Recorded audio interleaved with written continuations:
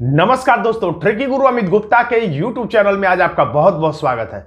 दोस्तों, आज मैं आपके लिए फिर से लेकर आ गया हूं एसएससी जीडी के लिए रीजनिंग के अंतर्गत अंक श्रृंखला के इस वीडियो को देखने के बाद आप निश्चित रूप से समझ पाएंगे कि अंक श्रृंखला के प्रश्न जो हैं वो किस स्तर के एसएससी जीडी में पूछे जा रहे हैं। रीजनिंग के अन्य टॉपिक की अपेक्षा अंक श्रृंखला से अपेक्षाकृत आसान तो नहीं कहा जा सकता है, न कठिन, लेकिन आसान से ज्यादा यानी कि मध्यम लेवल से या उससे थोड़ा सा कठिन ही प्रश्न पूछा जा रहा है। तो इस टॉपिक को आप ध्यान से तैयार करिएगा, नहीं तो आपका एक प्रश्न निश्चित रूप से गलत होगा। और इसमें अन्य परीक्षाओं की अपेक्षा थोड़ा सा अलग पैटर्न भी है पूछने का। अगर उस पैटर्न को आप जान लेते तो निश्चित रूप से आपका एक प्रश्न सही हो जाएगा, अन्यथा ये जो टॉपिक है थोड़ा सा कठिन जरूर पूछा जा रहा है। तो हम लोग आज की इस वीडियो में देखेंगे 2019-2021 की परीक्षाओं में पूछे गए कुछ प्रश्नों को और अंदाजा लगाएंगे कि किस पैटर्न के प्रश्न पूछे गए हैं।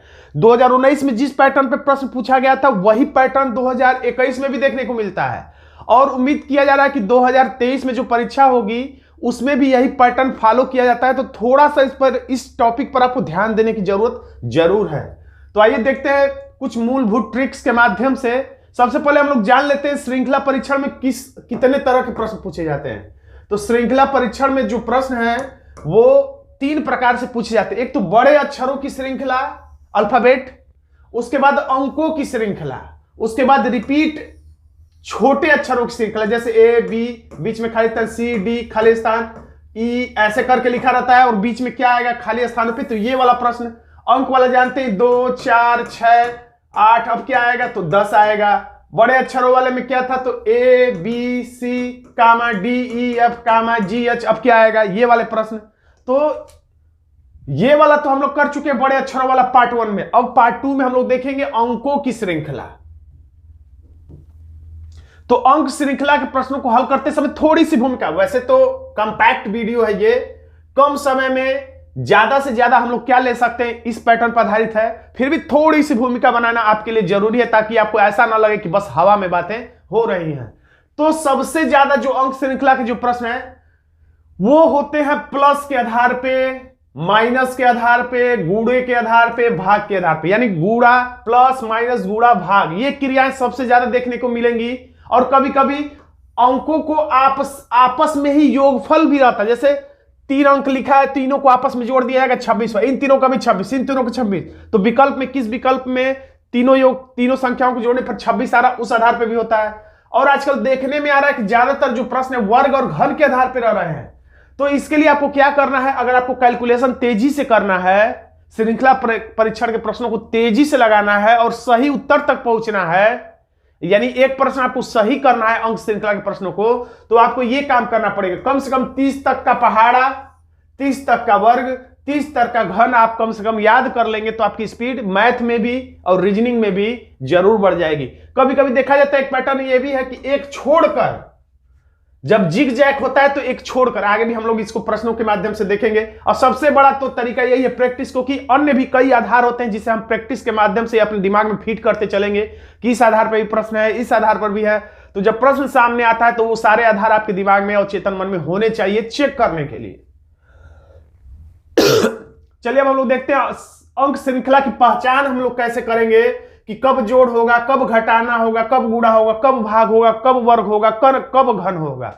तो जब श्रृंखला के पद यानी कि श्रृंखला में जो अंक लिखे हुए हैं, जैसे 2 के बाद सीधे 10 दे दे, 10 के बाद 25 दे दे, फिर 80 दे दे या 220 दे दे, यानी कि तेजी से बढ़े श्रृंखला। जब श्रृंखला के पद तेजी से बढ़े तो गुणा हो सकता है, वर्ग भी हो सकता है या घन भी हो सकता है। अब आपको देखना होगा कि क्या संभावना है।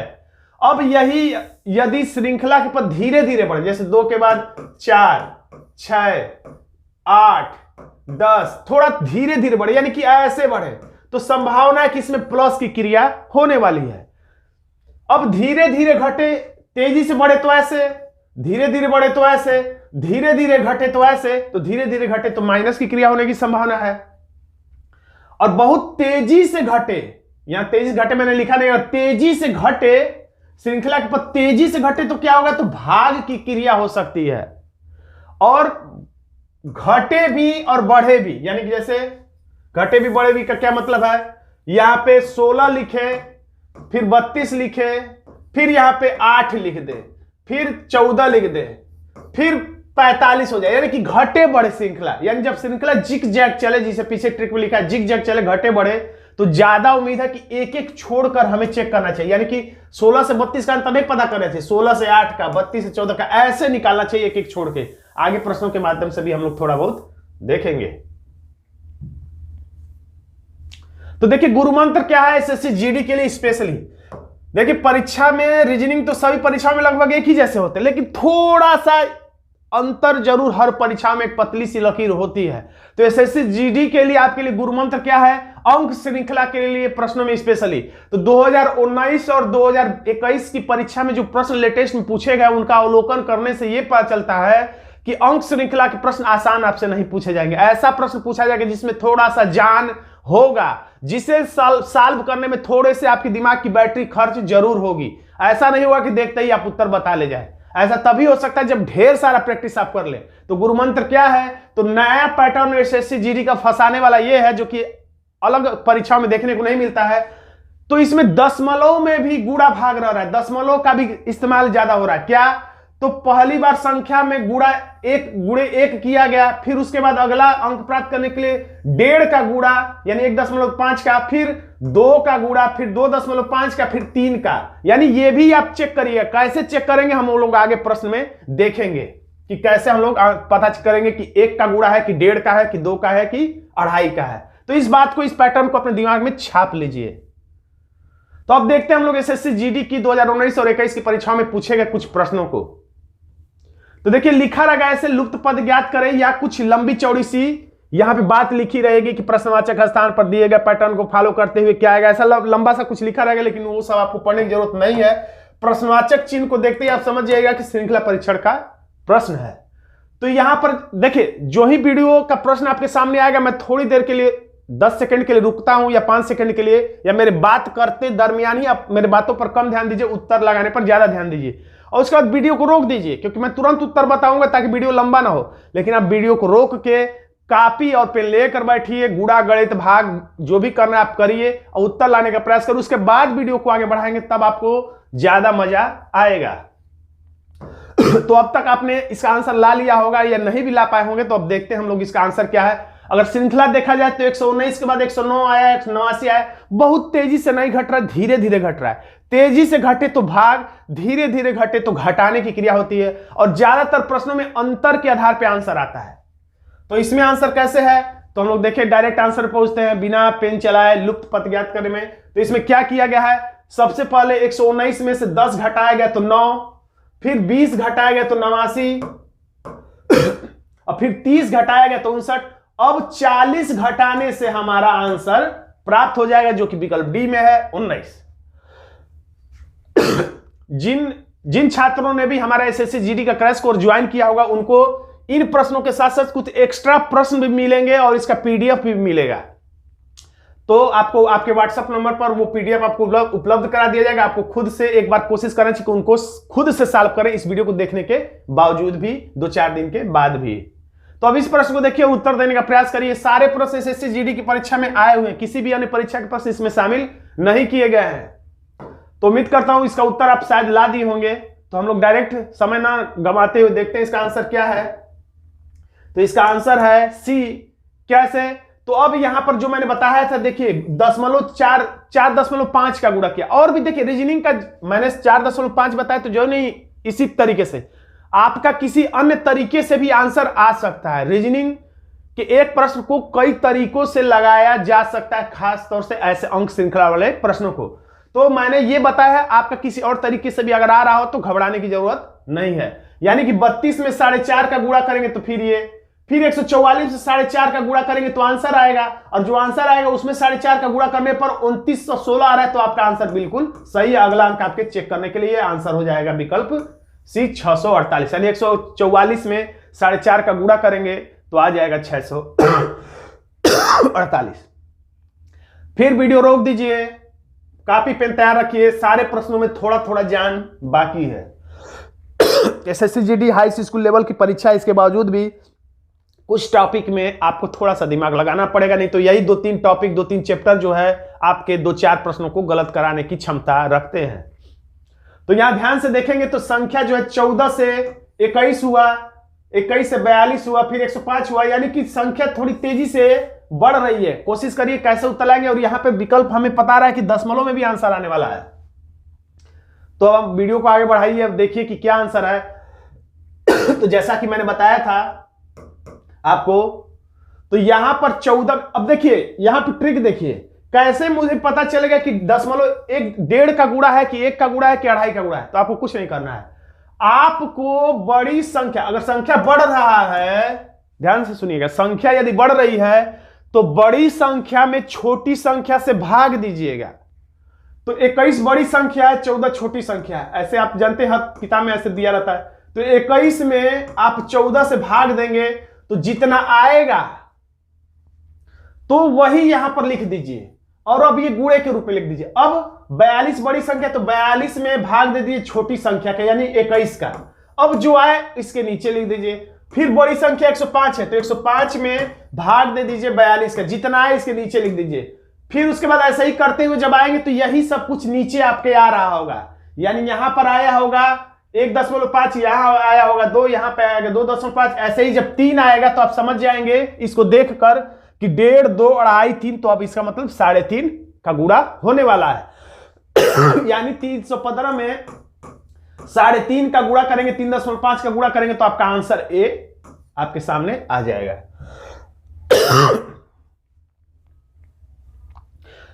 वीडियो रोक दीजिए, खुद से उत्तर देने का प्रयास करिए, ध्यान से देखा करिए प्रश्नों को।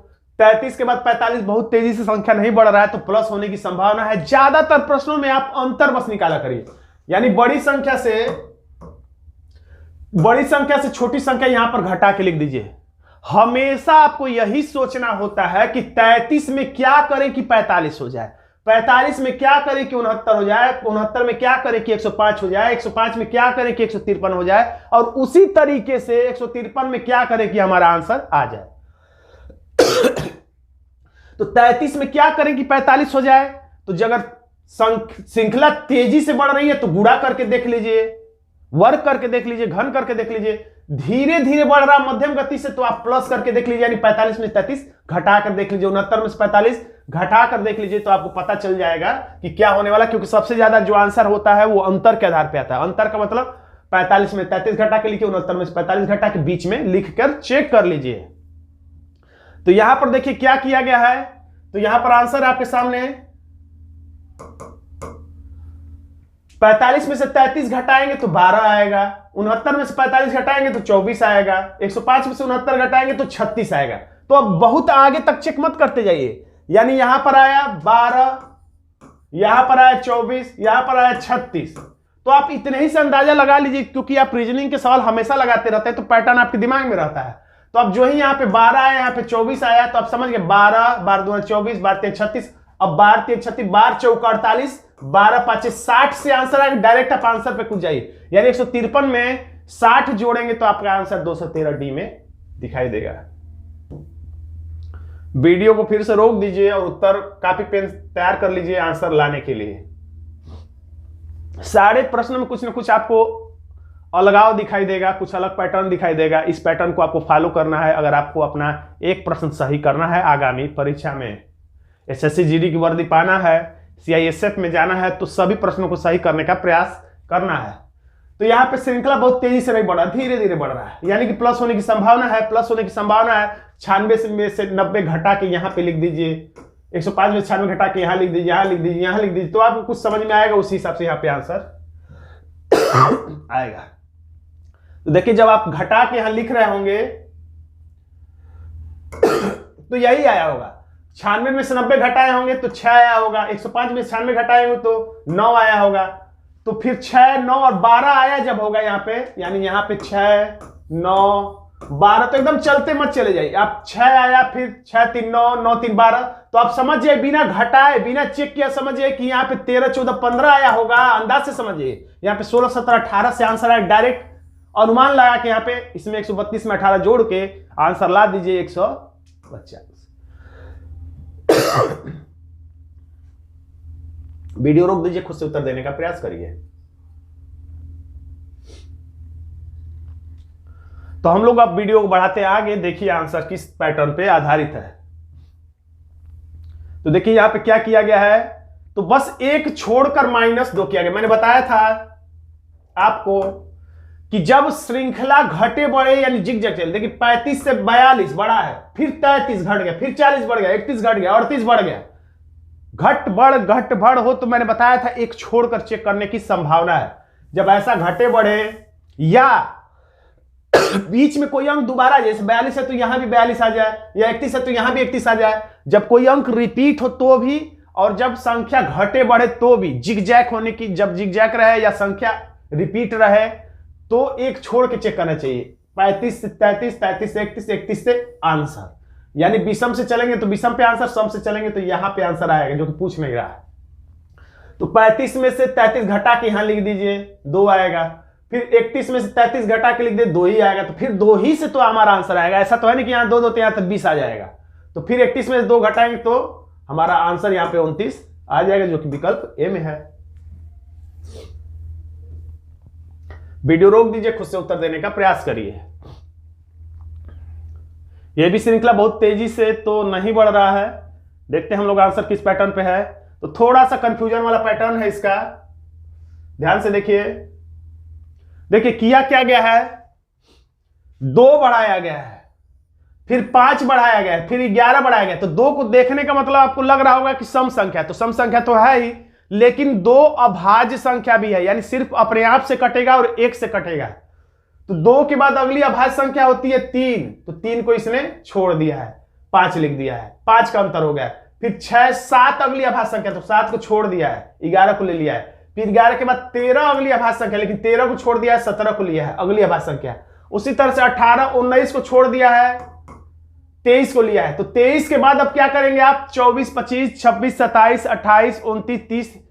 अब आप लेंगे किसको, तो 31 को। किसको छोड़ेंगे, तो 23 के बाद 24 25 26 27 28 29। तो 29 को आप छोड़ देंगे और ले लेंगे 31 को, यानी एक अभाज्य संख्या को छोड़कर अगली अभाज्य संख्या, इसका अंतर है। ये कैसे पता चला हमें, मेन बात है कि पता कैसे आपको चला कि ये है बात। तो ये बात इस तरह से पता चला कि आप यहां पे अंतर जब निकालेंगे तो यहां पर आएगा 2, यानी बड़ी संख्या से छोटी संख्या, अंतर के आधार पर ही अधिकांश 80% प्रश्नों का उत्तर आपको मिलेगा। बस बड़ी संख्या छोटी संख्या निकाल के यहां लिख दीजिए। 27 में से 22 निकालेंगे, आएगा 5। अब यहां पर हमें नहीं पता चलेगा, यहां पर नहीं पता चलेगा, यहां पे हमें पता चलेगा, यहां पर हमें पता चलेगा। तो यहां पर होगा 23, यहां पे देख के हम लिख दें 17। अब अंदाज से समझ लीजिए कि यहां पर 2 आया है, फिर 3 अगली अभाज्य संख्या नहीं लिख रहा है, यहां 5 लिख रहा है। तो हो सकता है कि वो 7 ना लिखे, अब अगली अभाज्य संख्या 11 अंतर हो। तो 27 10 37 और 1 38, यही आंसर हो गया। और चेक करने के लिए लगा दिया कि 11 के बाद 13 ने लिख करके क्या किया है, 13 न लिख करके यहां पे 17 का अंतर किया गया है। तो उसी तरीके से हमारा आंसर यहां पर देखने को मिलेगा। यानी कह सकते हैं कभी कभी डायरेक्ट अभाज्य संख्याओं का क्रमशः अंतर दे सकता है और कभी कभी एक एक अभाज्य संख्याओं को छोड़कर। तो ये पैटर्न भी दिमाग में आप अपने रखिएगा। और यदि आप हमारे पेड कोर्स से एसएससी जीडी के क्रैश कोर्स से जोड़ना चाहते हैं, जो कि कोशिश किया जाएगा परीक्षा से पहले ही आपका क्रैश कोर्स किसी तरीके से 60 में लेकिन एक सारगर्भिक तरीके से समाप्त किया जाए, तो आप हमारे पेड कोर्स से जुड़ सकते हैं। क्योंकि मुल्क बहुत कम है, 51 रुपया ही है। और इसमें आपको क्या मिलेगा, तो सबसे बड़ी बात है कि विगत परीक्षा में पूछे गए प्रश्नों का ट्रिकी अप्रोच के साथ चैप्टर वाइज वीडियो मिलेगा, उसका पूरा पीडीएफ मिलेगा, जिससे आप परीक्षा पूर्व आप उससे रिवीजन भी कर पाएंगे। 20 ऑनलाइन रीजनिंग का मॉक टेस्ट मिलेगा। और आप किसी भी समस्या के लिए हमारे व्हाट्सएप नंबर पर समाधान भी प्रश्नों से संबंधित पा सकते हैं। अगर आप इस कोर्स में रुचि रखते हैं तो इस नंबर पर आप हमसे संपर्क कर सकते हैं। दोस्तों, आज का ये छोटा सा कंपैक्ट वीडियो आपको कैसा लगा कमेंट बॉक्स में जरूर लिखिएगा। वीडियो अच्छा लगा तो वीडियो को लाइक कर दीजिएगा, इसे अपने दोस्तों में, व्हाट्सएप ग्रुप्स में, फेसबुक पे शेयर जरूर कर दीजिएगा। धन्यवाद दोस्तों।